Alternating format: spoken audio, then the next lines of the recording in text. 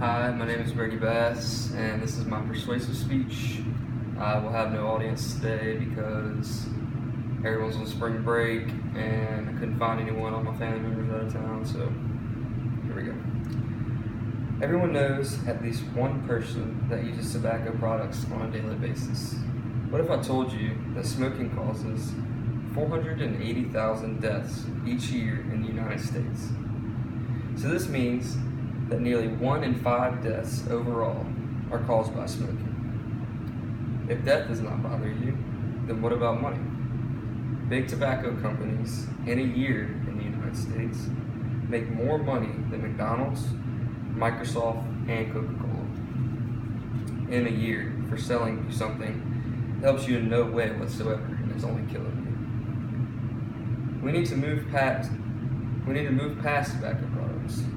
It is not the 50s anymore, and we do not need cigarettes or any other tobacco products. There are too many deaths in the United States related to smoking these days. The Center for Disease Control and Prevention says that smoking causes more deaths each year than HIV, illegal drug use, alcohol use, and motor vehicle injuries and firearm-related incidents. I don't think that kids should have to grow up in a house with smokers. These kids are already being exposed to tobacco when they are born, which makes it more acceptable if mom and dad are smoking. As a child of 2 smokers in my household, I wish my parents would have been more aware of what their choices could do to my future, either from the effects of secondhand smoke or just losing one or both of my parents early in my life due to their smoking, and they wouldn't be able to see my future.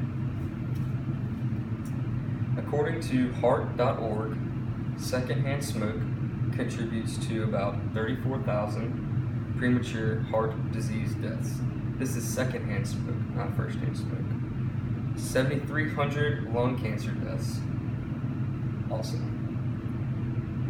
BeTobaccoFree.hhs.gov says that 5.6 million children alive today will ultimately die early from smoking. That is equal to 1 child out of every 13 alive in the United States today. The money that tobacco companies make is amazing to me. It's unbelievable.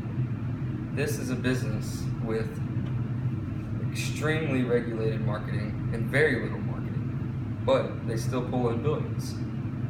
According to Erickson, Ross, and McKay, the global tobacco industry likely approaches $500 billion annually. Tobacco can keep a customer base because of one fact: addiction. Tobacco is a legal drug that 18-year-olds, kids, people in college, when they first get to college, can buy whenever they want to.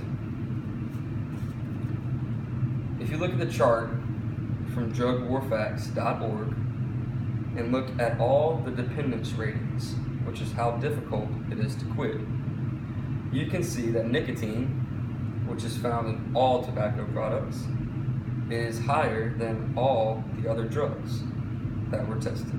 This is amazing to me. They got heroin and all these powerful drugs, but nicotine is the one that is most addictive. Why would you want to do something you know can kill you, and you know will most likely that you will not be able to quit? This just doesn't make any sense to me.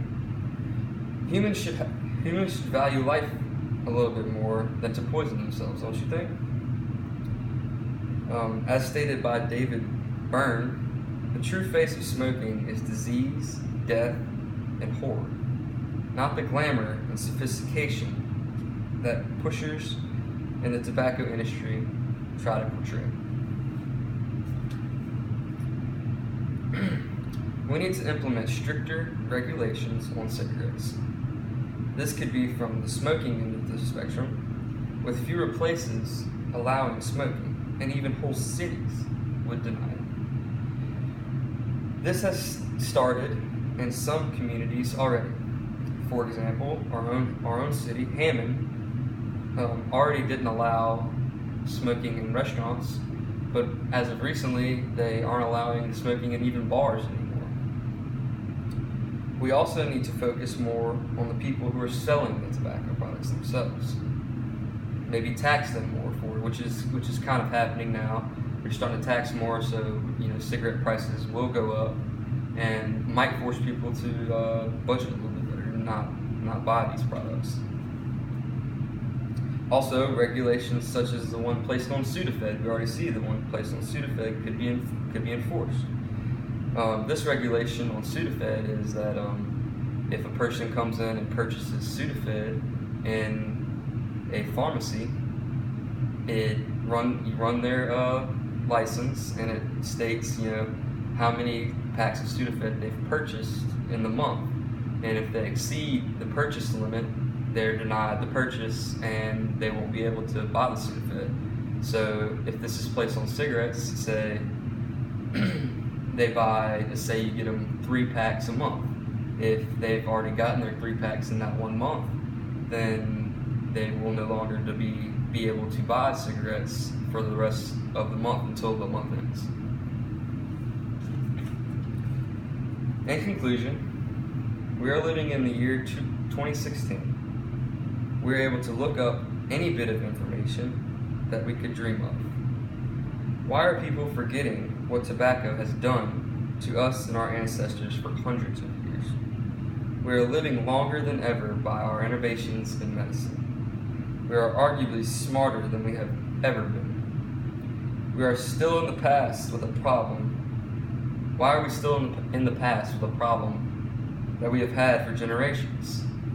Thank you, and I urge you to show awareness for this problem and maybe move forward into your community stating this problem that we have at hand and how we can end it, and let's put it in to tobacco products. Thank you.